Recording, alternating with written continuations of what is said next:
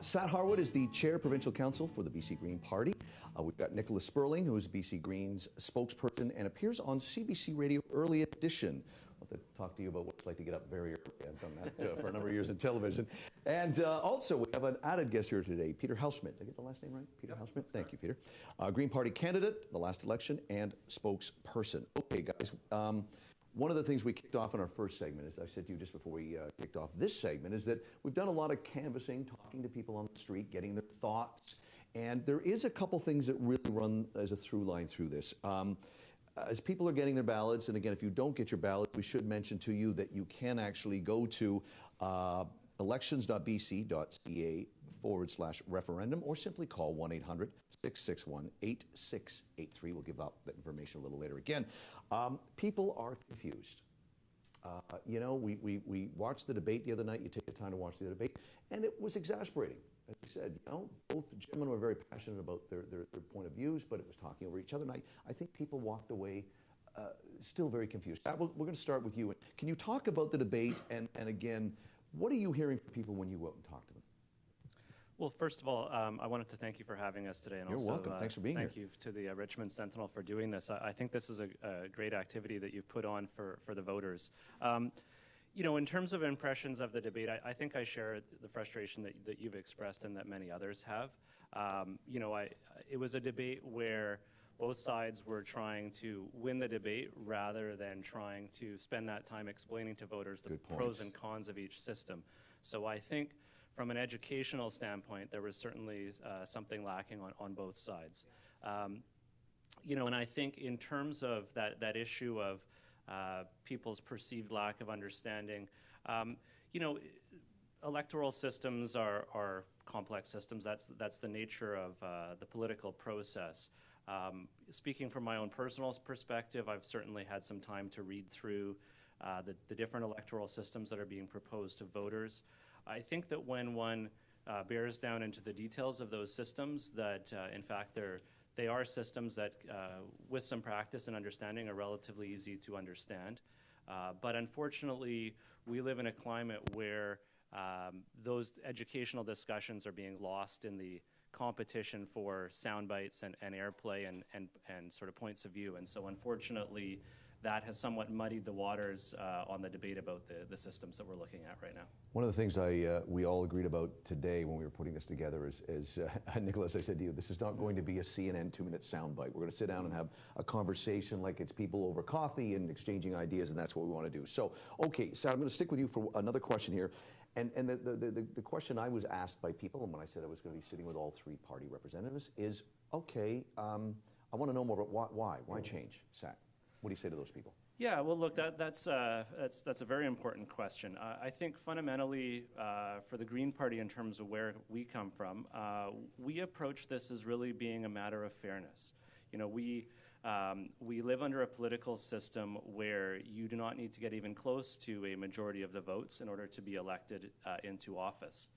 If you look, for example, in Richmond, and I was doing a bit of reading up on sort of the electoral results from the 2017 election, what you see, for example, in Richmond there's sort of 4 ridings that were part of the electoral process in the last election. In all 4 of those ridings, the Liberals were successful and gained 4 seats. If you look at the split of the popular support in Richmond, you know, if you look across those 4 ridings, the NDP had around 38-39% of the popular support in the 4 Richmond ridings. The Liberals were about 48-49%, and the Greens were around 12-13%, sort of ballpark in that area. But the Liberals came out with 100% of the seats. So over 50% of the residents of Richmond did not vote for a Liberal candidate, and yet they got all 4 of the seats in those ridings.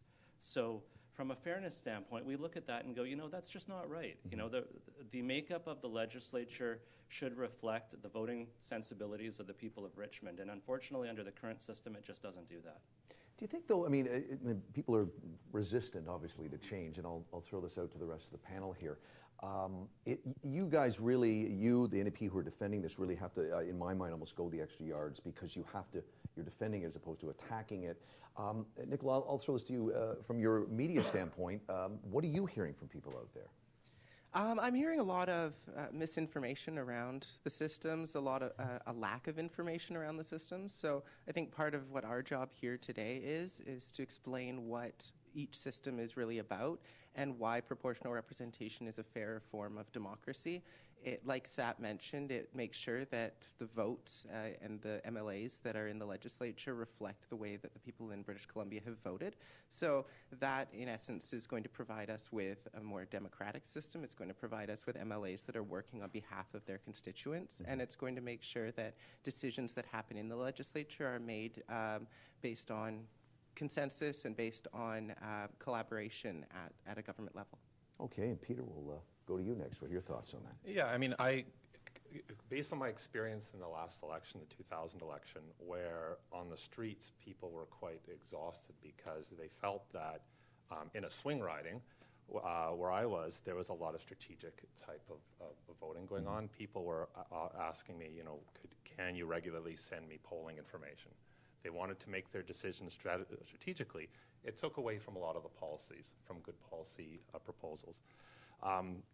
Now, with PR being a possibility, people are quite excited with the possibility that their vote will count.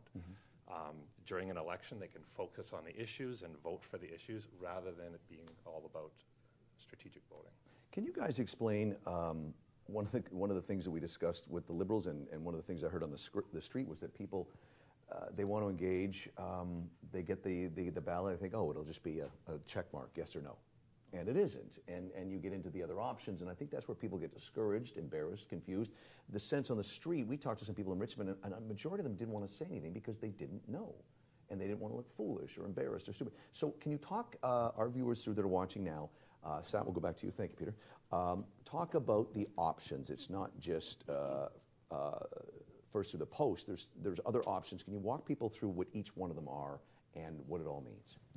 Sure, yeah, no problem. I'll try to do my best on that. So with the way that, and just before I get into the options, I just wanted to make a bit of a plug for Elections BC. But for those of your viewers or your listeners here today who want a bit more information later on, Elections BC has a very helpful guide to the referendum and to the 3 proportional representation electoral systems that we're voting on. The documents, it's about 18 pages long, which sounds a bit daunting, but there's lots of nice graphs and charts in there, so it's actually a pretty quick read. It's a great way of looking at the different systems and how those might look in practice in an electoral system in BC. But turning specifically to the systems themselves, so the first system that is discussed in the guide is dual member proportional representation. So in dual member proportional representation, essentially what you have, if you've got 2 neighboring ridings, they will be paired together into a single riding, so you have a double riding effectively. Okay. And that riding will now be entitled to 2 seats. Now, the first seat in that riding will go to the candidate in that riding that gets the greatest share of the popular vote. So the first past the post type system that we're dealing with here. The second seat in that riding will be allocated based upon the party's share of the popular support province-wide.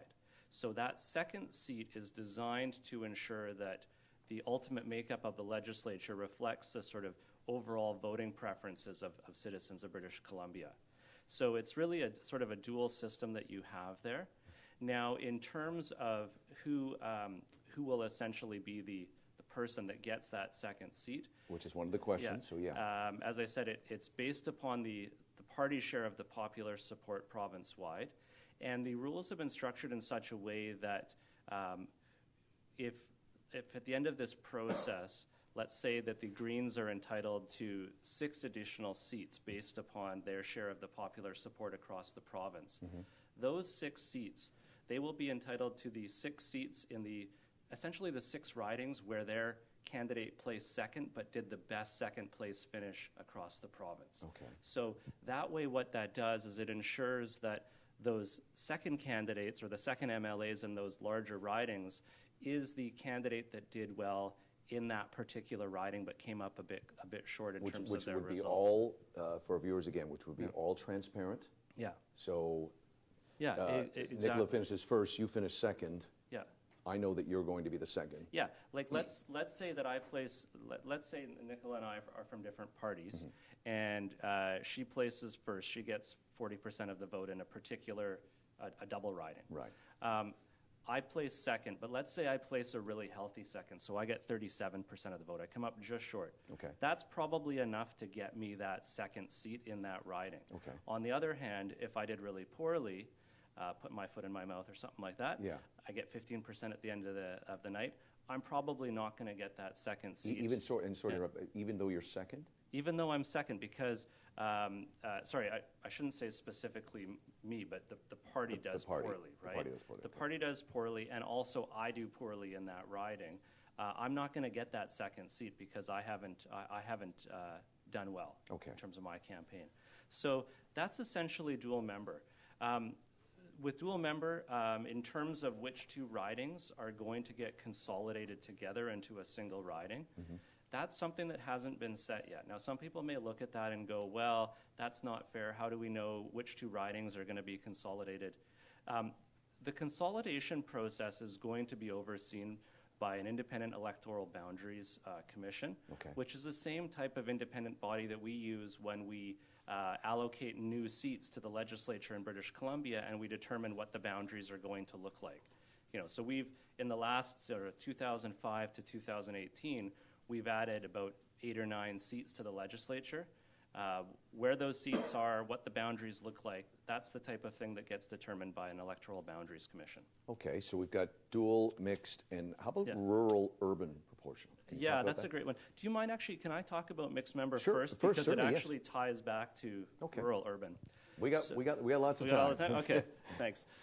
So with mixed member proportional representation, this is a type of system, essentially the same sort of system that they use in New Zealand, and they've been using it for about 20 some odd years with great success.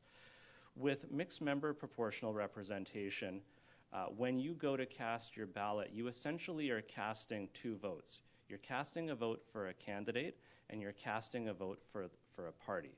And with mixed member proportional representation, again, you're going to see some consolidation of ridings, so there'll be less ridings than there is under the current system, and they'll be larger with a greater share of the population. And then you're going to see a certain percentage of the seats that are going to be allocated based upon the party share of the popular support.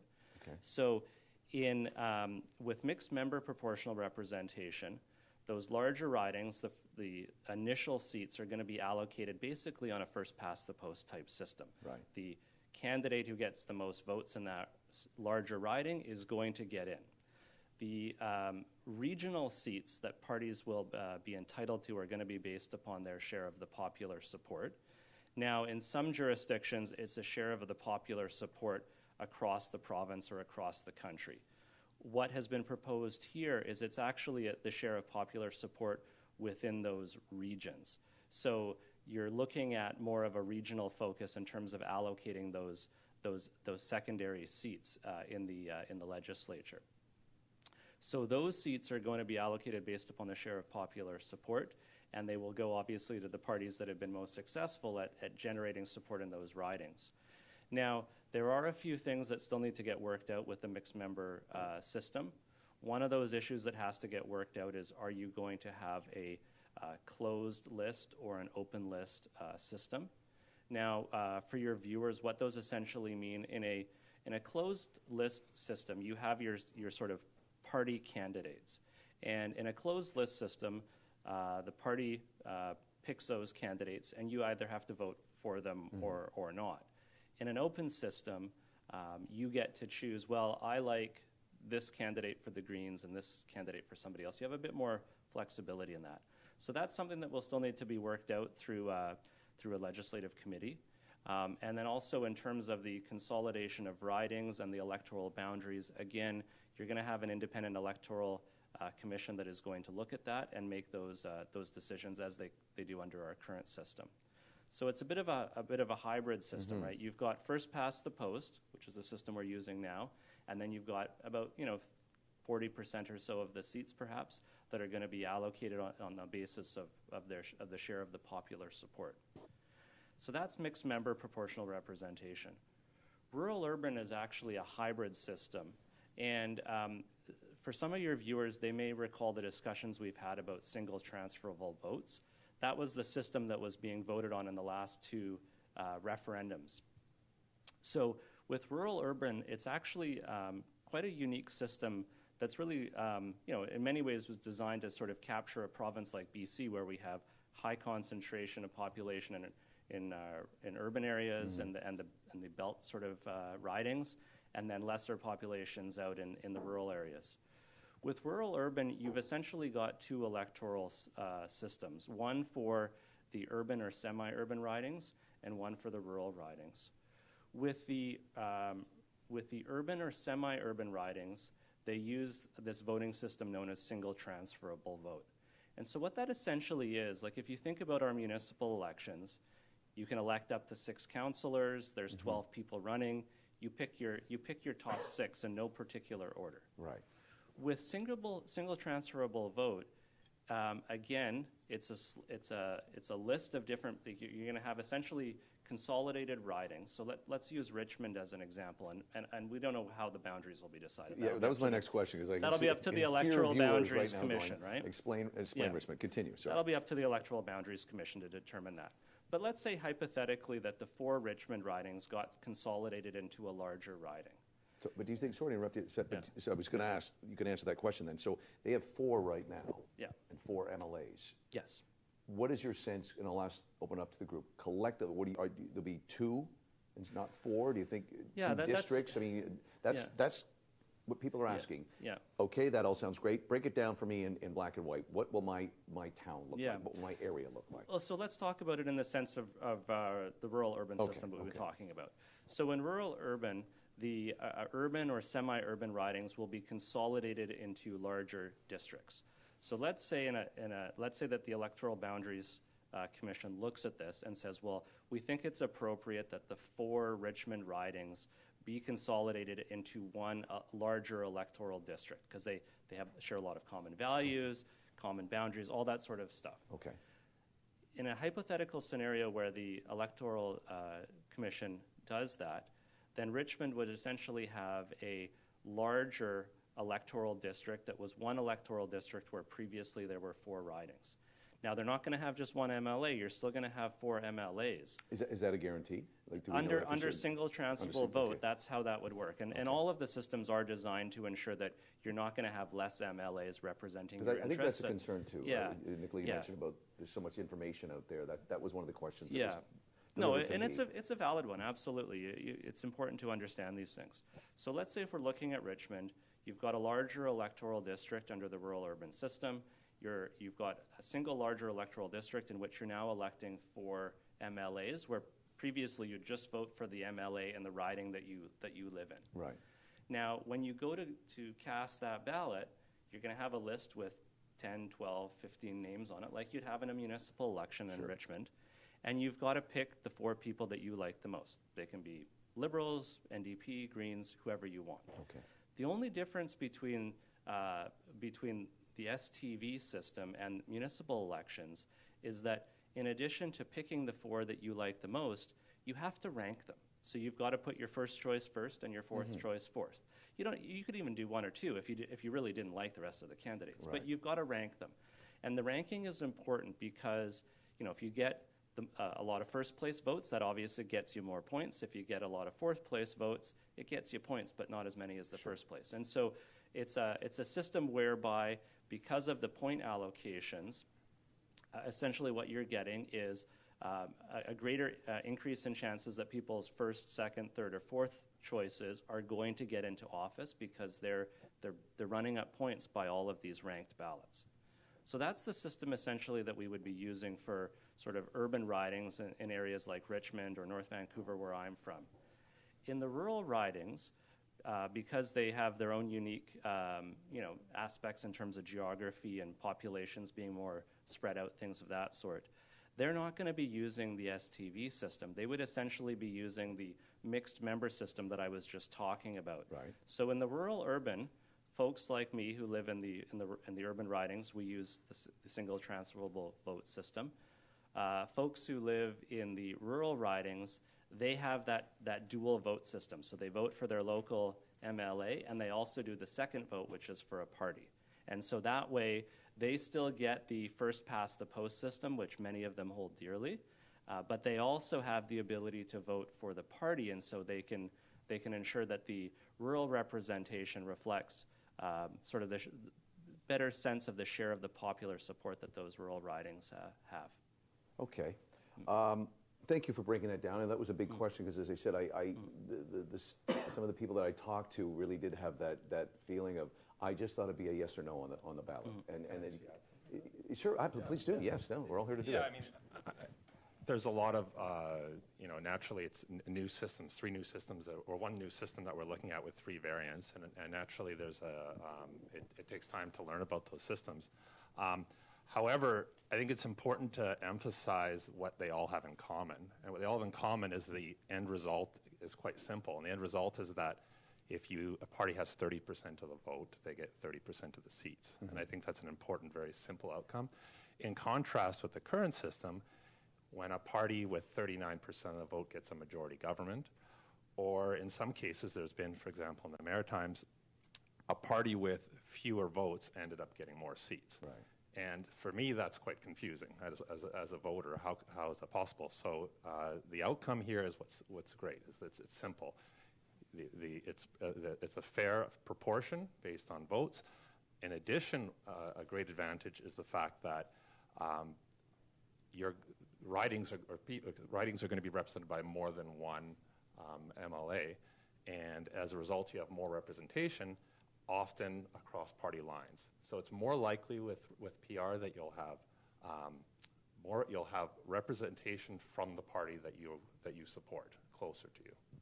Can I add something? Certainly, please. No, we got time. You jump in. It's a conversation, so you got all the time. Yeah, so to add to that, I mean, you look at systems like they have in England and in the US, and you look at some of these votes that we see, such as the one in the 2016 election for Donald Trump, where he was elected, but Hillary Clinton had the popular vote. Yeah. So that's one of those instances where the will of the American people wasn't reflected in their government.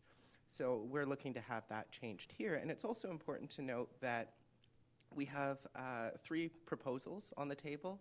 All of them achieve proportionality, so all of them are creating a more fair and democratic system. But if you don't know which of those 3 you want to vote for, and I think Sat very clearly outlined them better than I've heard anywhere else, so thank you for that, Sat. But if you're still not sure which one you want to vote for, but you do want to make sure that we have proportional representation, you don't have to tick that second piece of the ballot. You can just vote for proportional representation. It's interesting because I talked to some of my friends who live in California. I was talking about doing this, and you mentioned the election, the electoral versus the popular vote.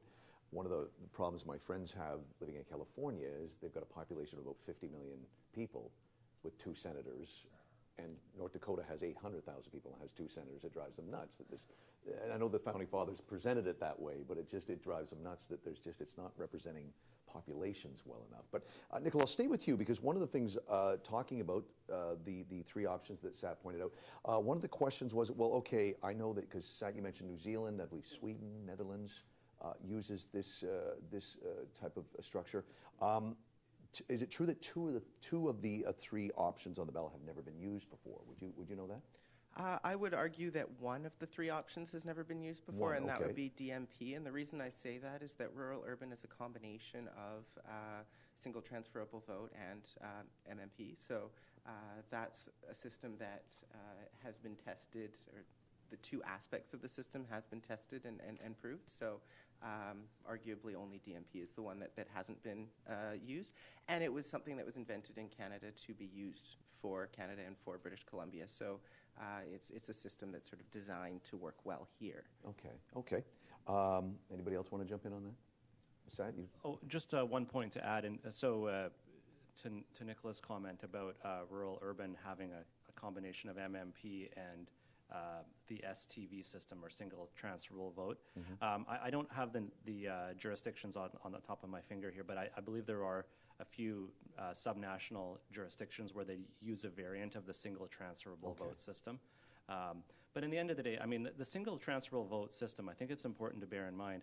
I mean, this is the system that the Liberals were promoting when they were in power, and they were advocating for electoral reform. So this idea that rural-urban is sort of an electoral boogeyman that people don't understand, aren't familiar with. I mean, the urban and semi-urban ridings are going to be using a system under urban and rural that is a system that the Liberals championed for a number of years. So, you know, there is some familiarity with the system. Okay, and I'll open this up to either you or Peter, you can jump in here. One of the questions was, okay, and again, I really like it. I'm hoping that people watching today are watching every segment, whether you believe in the Green, the Liberals, or the NDP, because I want everybody to see all sides in a very relaxed, non-interrupting type fashion here. One of the questions, and we asked the last group from the Liberals, okay, this has been approached several times in the last few years. What is different this time? And Seth, we'll start with you. Look at the camera, whatever you want to do, and give that viewer out there why it's different this time. Well, you know, I think the fundamental difference this time is the voters have been given a series of choices in terms of their preferences. And so, you know, with the last two referendum, it was, you know, do you want to switch to an STV system or not? With this particular referendum, I think there's one of the benefits of it is that there's a rather simple question: do you prefer to switch to that system and use proportional representation? And then if you do, what are your preferences in terms of those different options that have been given to you? So I think that having that choice is actually a good thing for voters. It allows them to express their own particular electoral sensibilities in a more specific or unique manner. The other thing that I would say that's different about this is that, you know, under this current proposal, what we're talking about here is electoral reform on a trial basis. You know, if proportional representation passes, the intention would be that it's implemented for the 2021 general election, and then it's used for 2 electoral cycles. And at the end of that, there will be a further referendum where people will have the choice to switch back. So, you know, that is done to create the sort of greatest amount of flexibility for people, to give people power over the process. And if they ultimately, at the end of that two electoral cycle, decide that they don't like it, they can switch back. Now, we personally think once they've used it for a couple cycles, they're going to become very, very comfortable with that. And if you look around the world, that's certainly what's been borne out. I mean, I don't think there's any jurisdiction that has adopted proportional representation that is then switched back to a first-past-the-post system. So I don't think that would happen, but people have that option if they choose to, if they feel that it isn't working for them. So, you know, I think from my personal perspective, having that choice and say over the matter is empowering for voters. Okay. Can I add something? Certainly, of course, yes. I think that the other difference between this referendum and past is the threshold. So it's a 50+1 threshold where the 2 systems of proportional representation and first past the post are evenly distributed, evenly split in terms of the power that the vote holds when you're selecting one of those systems. Whereas in the past, we've seen a 60+1 threshold, and that has put things in favor of first past the post. It's really stacked the deck in favor of our current system. So this is, again, like proportional representation, a more fair and democratic system. Okay. One of the other questions, I brought this up with our last segment, and I'd love you guys to jump in here and, again, talk to our viewers about this, talk about information out there. Nicola, you brought that up earlier. One of the questions, is it true that 60% of the MLAs will be voted in, 40% will be appointed from a candidate list privately set by the party in power? So far, I've heard both the NDP and the Greens speak out in favor of open party lists. So no, that would not be the case. What would happen is the party would put forward candidates that they approve of, that have been selected through a nomination process, similar to how candidates are selected right now. And then voters would have a chance to select which candidates they feel are going to best represent them from that list, as well as the candidates that best represent them in their local area, in their riding. Just, I mean, because I think that, we're all, it's easy to get very cynical with politics, of course, and I think what I was hearing after that question was, yeah, but that just leads to cronyism and all that stuff. And so that's what I'm hoping you guys can really settle from your point of view today, that this is not a back room, 1940s, all the king's men kind of Louisiana politics where you're voting in cigar smoke and this guy's being picked because he's friends with that guy. That's honestly what people were saying to me. And that's a lot of the misinformation that has been spread by the no side, and I think that's something that we're trying to counter, is that we're not looking at implementing closed party lists that are decided behind closed doors without the input of members. It's going to be a list that's selected by the membership of each individual party, and then voters will have a chance to decide if the folks on those lists are ones that they want to see representing them in the legislature. Okay. Peter, why don't you jump in here with this question? Thank you, Nicola. One of the things I think, again, because people are just trying to find their way in the dark if they're not up to speed, if they're used to, say, voting for Nicola, who's in Richmond, and they want to make an appointment to see them, how will this affect who they see? I mean, people, I think, were a little worried as well that, oh, well, wait a minute, I won't know who I can go see, whoever gets elected. Can you answer that? Not fear, but just maybe confusion. Yes, I mean, under all three systems, you will have you'll have more than one representative, one or more representatives for your area, whether it be that it's on a riding basis or a riding in a region. As I mentioned before, one of the great advantages of this is that you will more likely have MLAs who are from the party that you voted for closer to you. So currently in the system that we have, really half the province ends up being NDP and half Liberal, and often and as the majority government swings from one to the other, you often half the province feels underrepresented. With PR, you'll have, like I said, more representation. You can call them up the same way that you do now, but you'll have more of them, and it's more likely that you'll have one that you support closer to you. Okay, good answer. Thank you. Jump in, Zach. Just wanted to just to add to that. Sure. Certainly echo Peter's comments. I wanted to just give your listeners an example from Richmond, because I think that's always important to have that kind of context. So if we were using this single transferable vote system that I talked about for rural urban, right. Where you have a ranked ballot, and if we look just simply at the way that the electoral voting broke down in the last cycle, where the NDP in Richmond got 38, 39% of the vote, it's reasonable to expect that at least one, if not two, of the 4 Richmond seats might have gone to an NDP candidate. Right. So if there was a voter in Richmond who more closely affiliated themselves with the NDP, they would actually have an NDP MLA that they could go speak to. If you were looking at this, the dual member system that we talked about earlier, where you have 2 ridings consolidated into one, the first seat goes to the candidate who got the most seats in that riding. In one of those larger ridings, it would have been the Liberals, because they came out ahead in all of them. However, if you look, for example, in Richmond, I apologize, I don't recall which riding it was, but there was certainly one riding where the NDP candidate got very, very close to the Liberal. They were real close second. That's the type of situation where that second seat may well have gone to that NDP candidate because they came such a close second, right? So again, the benefit, as Peter said, is that yes, you'll have larger ridings, but you'll still have the same number of MLAs, if not 1 or 2 more, representing you, and you're more likely to have an MLA from the party that you support as a local representative that you can contact. So if it's an NDP candidate, you can reach out to them.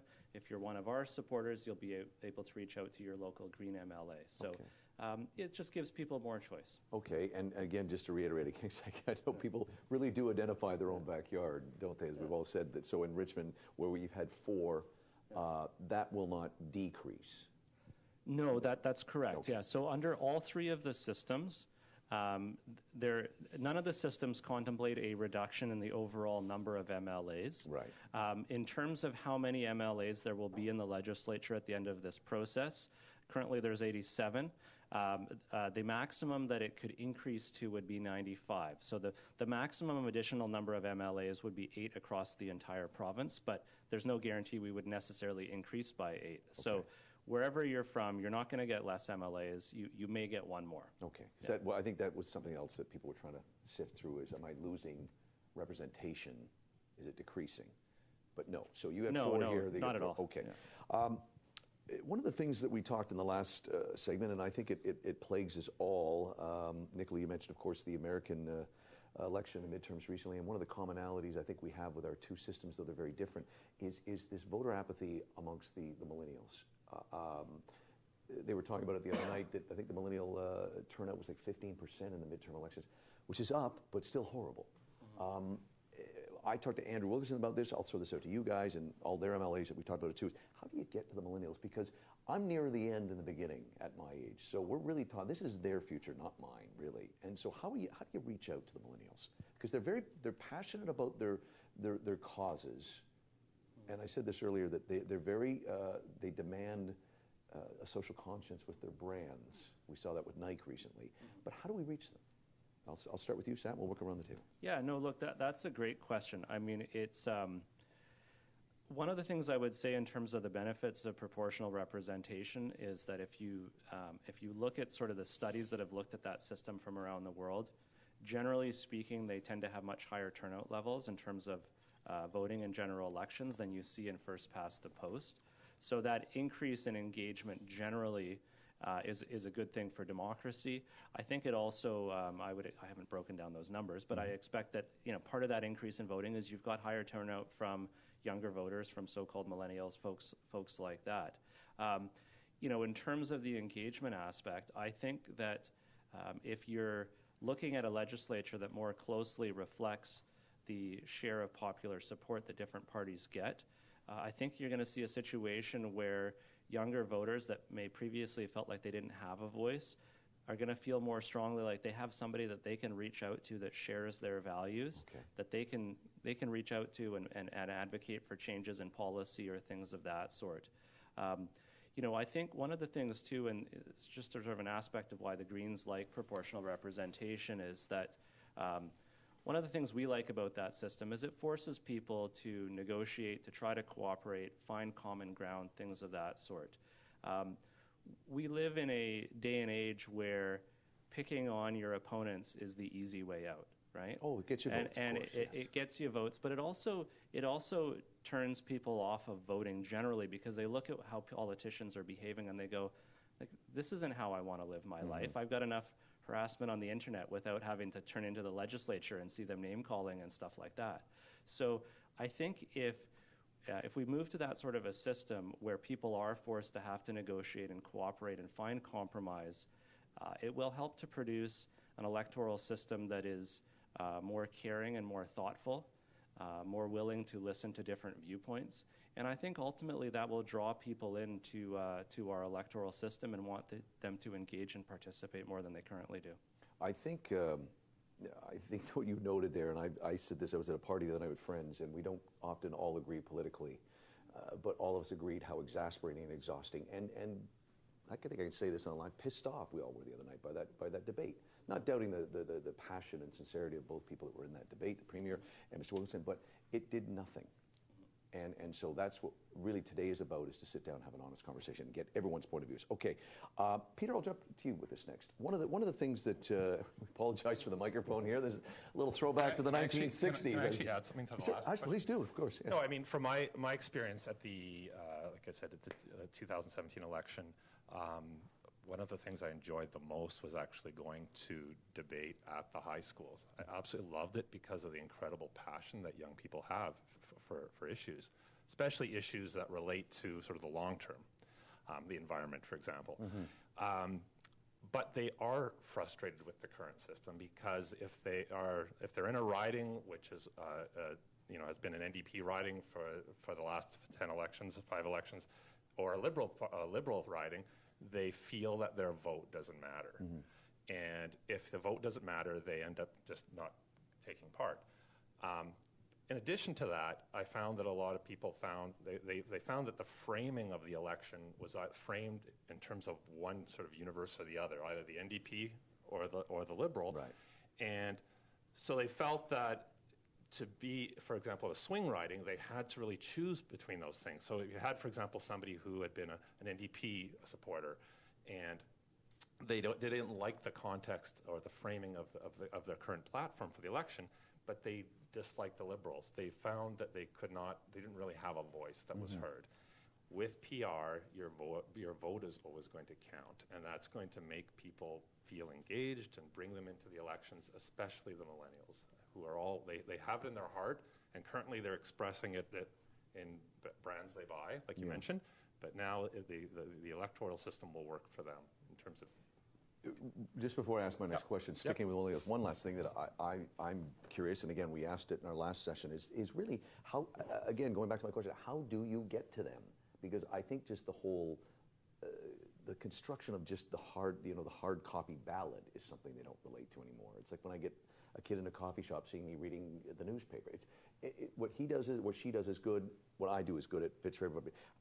Can we make this better so we can get to those people? I just wondered if a kid is lucky enough to get a ballot, I've talked to a couple of kids that it was in the garbage before they even opened it. And that's, again, I'm wondering, how do we reach them without going through this? This is great, but I'm wondering, is there a way we can reach these kids electronically or something in terms of, for important, this is their future. Yeah, sure. Yeah, I mean, I just ran in Coquitlam in the municipal election, and that was a huge challenge for us, was getting the vote percentage up and trying to reach millennial candidates, because I'm a millennial myself, and I want to be able to connect with that group of people.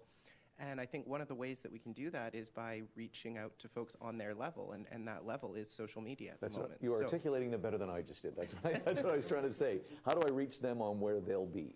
Right, and so I think putting together informative videos, perhaps, that are both entertaining and informative, making sure that we're looking at the platforms that different age groups use. I mean, Instagram is much more popular with the younger crowd, and then as you move up in age, you're looking at platforms like Facebook. YouTube is another great platform, but the way that you gain attention on YouTube tends to be through dramatic stunts, right? So maybe it's through sponsored ads on creators' videos, right? That's something I've never seen before. I've seen plenty of advertisements on YouTube through creators for things like, well, I don't want to promote any brands here, but for certain brands.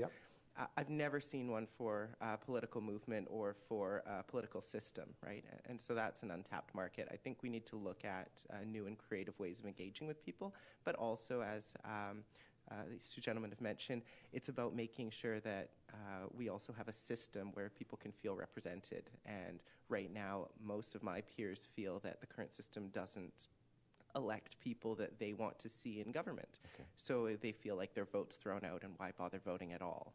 So a shift in a shift in system will help with that. Okay, we're gonna wrap up soon. I want to ask one other question, because one of the other pieces of information that I didn't get from a person on the street, but that I kept seeing on the arguments against is, well, yes, the you mentioned New Zealand, and I think Sweden and Netherlands, is how much longer it can take to set a government in place if we were to vote yes to this. We'll let one of you answer, all of you want it. You want to start, Nicola? Go ahead. I think, Sat, do you have a better answer for this one? Yeah. No, look, I mean, look, it's a valid question. We can all point to examples of countries where government has become more dysfunctional. You know, and opponents of proportional representation will point to examples from European countries where it's been difficult to form government, or they've got lots of turnover. Coalitions are fragile, yes. Things like that, right? You know, the one thing I would say just in terms of that, first, we have to bear in mind about 85% of Western countries use proportional representation, so there's a much larger sample size to try to pick a bad apple. The other thing I would say is, you know, we need to be mindful of the fact that under the first past the post system, we can also see that. So the classic example is the United States. We've got a first past the post system there, and it's completely, you know, I mean, it's quite chaotic the way that politics is running there. So the challenges of electoral reform and ensuring that there's properly functioning governments are one that aren't unique to proportional representation. They exist in all political systems. More fundamentally, though, you know, I think in the end of the day, the success of proportional representation it ties back to how do you approach politics, right? And speaking from the BC Greens perspective, we've always viewed politics as one where compromise, negotiation, the striving for common ground are things that are fundamentally important to the functioning of democracy. One of the things that we have tried to espouse since we've been in a greater role in the legislature over the last year and a half, we want to try to act like the adults in the room, right? Find common ground with our opponents. We've reached out to the Liberals, for example, on a number of occasions to try to get their support and buy-in on things that we feel we could do to improve on what the NDP is doing. We haven't been successful with that yet, although we always remain hopeful. But fundamentally, it comes down to, are you prepared to try to work with your opponents to find common ground and craft policy that people can live with? We're certainly prepared to do that if the electorate votes to change the system, and we think that when we do that, it can be very successful. And we look at countries like New Zealand. Nobody's looking at New Zealand going, "Oh my God, it's fallen apart." It's a wonderful, stable democracy. It's they've got great leadership there, and you've got a makeup of their legislature that much more closely resembles the voting sensibilities of their voters. Okay. Yes, before you jump in, though, Nicola, I was going to say we're going to wrap up soon, but that was a great end statement. I'll go to you and then to Peter. So this is where we want to do and if you want to throw one more in at the end, sure, thank you. Really want to, you make your comment then, Nicola, but we also want to, did this on our last segment, really want to give one of those 30-second pitches. So say what you're going to say, and then we'll get you to your 30-second. Sure. I mean, one thing that I haven't heard mentioned today is the threshold, the 5% threshold to prevent extremist parties. And something that Andrew Wilkinson brought up during the PR debate was his fear that there may be a system in place that could elect an extremist party. But he also said, I don't want a system where 5% of the votes are thrown out. Well, the 5% is there to prevent extremist parties from getting elected. And when you look at our current system, when 39% of the votes give a party 100% of the power, that means that 61% of the votes are thrown out versus a system where less than 5% are not represented in the legislature. So again, I think that's what creates a more fair and democratic system, and it's what elects a government that better represents the people of our province. Okay, well said. Peter, we'll give you the last word. Thank you. Yeah, I mean, in terms of stability, I mean, if we were to look at cases such as in the States with Trump unraveling really the policies of Obama, or what's going on in Ontario where the previous government's policies are all being unraveled, well, this is indicative of a majority government system where constantly, going back, for example, in BC from NDP to Liberal, a lot of the time there's more emphasis on reverting to, and rolling back the policies of the previous government. With PR systems around the world, such as in New Zealand, the emphasis is on working together and coming up with long-term policies, long-term solutions that are more for the whole population, but also as opposed to quick fixes and quick fix policies basically to try to win elections. Okay. Guys, I want to thank you on behalf of myself and our crew working behind the cameras here today, and of course the Richmond Center. We appreciate you joining us on a busy work day, and it was a great discussion. Thank you. This is what we need more of, not quick sound bites and yelling and screaming and talking over everybody. Okay, it's Sat Harwood. He is the Chair, Provincial Council for the BC Green Party. We also had Nicola Sperling, who was a BC Green spokesperson and appears on CBC Radio Early Edition. We didn't get a chance to ask you what it's like working early, but do you enjoy that? I do. Yeah, no, I love my time on the Early Edition. Excellent. Well, that's the shift to be on if you're on radio or television. That's good. And Peter, it was great to have you. We didn't know you were coming in, but glad to have you, and thank you for contributing to the conversation. Peter Helsschmidt is the Green Party candidate in the last election and spokesperson.